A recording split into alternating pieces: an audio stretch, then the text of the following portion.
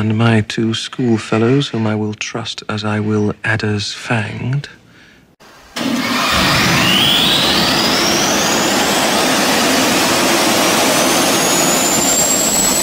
Okay, welcome back.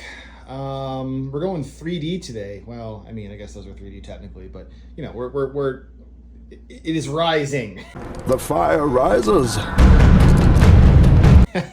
So I'm excited. Let's get started. First, a little bit of housekeeping. So TJ watched my videos and he's like, dude, you gotta get off the floor. This is stupid. Don't work on the floor. You're gonna kill your back. And I'm like, nah, I'm fine. I can work on the floor.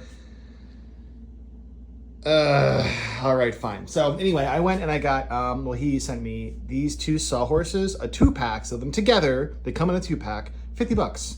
And you got a 2x4, 12-foot 2x4, cut it in half. So it's 6 foot and 6 foot. And then this is just a 4x8 sheet of 3/4 inch MDF. And it makes a perfectly flat level workbench to work on. And if you think, you know, you don't need this or anything like that, I mean, bro, you need this. Trust me, this makes life so much easier. So much easier. Trust me. This whole thing, the whole setup, the sawhorse, the 2x4 MDF, less than $100, and it's worth it. It's the cheapest workstation you can possibly buy. And then when it's done, you can fold it all up and put it in the side of your garage somewhere. Probably put it over there, and then it's out of the way when it's done, so you don't piss off your wife or girlfriend or whoever. Anyway, so I'm testing these pieces here because these go together like. Come on, look at my face. Look at my face, there it goes. Like so, that's what we're doing. And I realized in lining these up, they don't want to go all the way together in the front here. I'm like, why is that? That's weird. Too much glue. I use too much glue. So I'm gonna have to knock that down. There's too much glue in the way, so I'll probably use a Dremel for that. I have a Dremel. I have like 6 Dremels, but I have a Dremel kicking around here somewhere. So I'm gonna Dremel that down to make sure it fits nice and snug. My clamps are big enough to clamp it together, so thank God for that. This one over here is not so bad. I also realized a mistake I made. You can see this as a center bracket, but over on this side, there it is. Center tub left, and those of you who are more astute will realize that this is not the left. I put them together wrong. This should be on the other side, and this whole piece should be over there. But as far as I can tell, these pieces seem to me to be side agnostic, so I don't think it really is going to make that big of a difference, so I'm just going to proceed the way it is. So anyway, let's get to Dremeling. I'll be right back with you. That took 3 seconds. Just knocked it down with the grinding wheel of Dremel, and now it fits a lot better. It's a lot more snug. It's not perfect, but I'm going to count on the clamp to finish that off for me. So what has to happen now is we're going to use the countersink bits to drill the pilot holes in here, and I'm going to use 2-inch screws, the longest possible ones, since I'm going to run out of wood before I'm going to run out of screw before I run out of wood. It's not, I don't worry about punching through anything. So that's the next plan. And then we're going to do the same thing for the opposite side, and we're going to clamp the sucker down. I'm going to apply glue all along here, well, underside of this side really, or along here, I guess would be easier. And I'm going to apply glue between these joints too, just for good measure. And that's the plan moving forward. Let you know how it goes. Okay, so I adjusted this bit to have the correct countersink depth, which is almost the length of the screw. Come on, focus, there we go. Almost the length of the screw. You don't wanna go like all the way because you don't wanna have any like leftover space in there, but at the same time, you don't go deep enough, you risk splitting the wood. So that's at least what TJ told me. As for this, I lined it up perfectly, so it's nice and flush, and I clamped it down, and I clamped it over there, and I clamped this piece. I could stand to do one more clamp over here. I'm not sure if it's gonna reach, actually. That's gonna be a tricky one to do, but there's no glue or anything. This is just simply to like drill the holes. All I'm gonna be doing is drilling the holes right now, and I don't like the angle of that. I can pull this closer to the edge. But that's it. So I'm just gonna drill all the holes along the length of this thing right now, except for, you know, the ones that don't have a board, obviously. And I'm gonna do the same thing to the other side, and I'll get right back with you. Just imagine real quick though, just imagine trying to do this on the floor.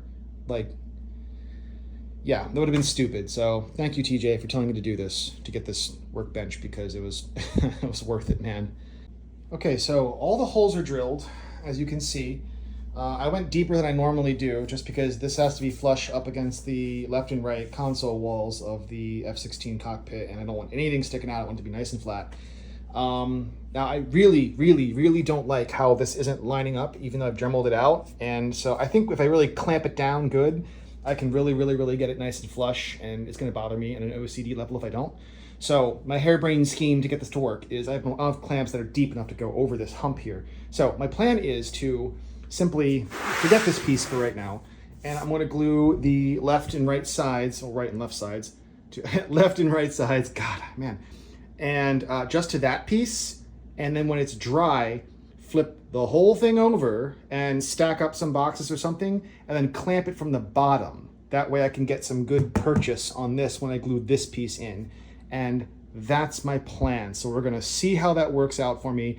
It sounds kind of weird when I explain it, but obviously I'm gonna video it and you're gonna see what I'm talking about. So let's give it a shot. All right, here we go. So it's gonna be, I'm gonna get some glue in between here and here. I'll probably just like run a bead along the inside on either side of it. And then I'm gonna push them together. I'm gonna screw the screws in as fast as I can. I'll probably lay them out because I wanna work quick before the glue starts to get gluey.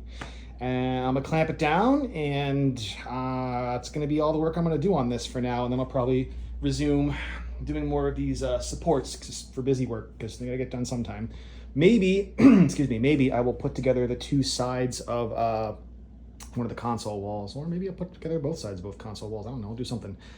All right, so I will tell you how this turns out in a second. It actually worked out like way better than I could have imagined.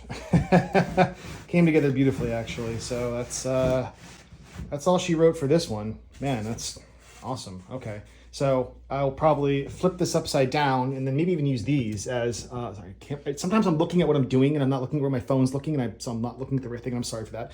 Use these as shelves. Put the bottom side on, and I can clamp it from the bottom. So once these are dry, I'll flip this sucker over and just do that. And then I'll put glue here and here, and that'll be that for the bottom of the tub. And then the top goes on, and we start making the chair bracket thing, and yeah. Oh yeah, it's all coming together.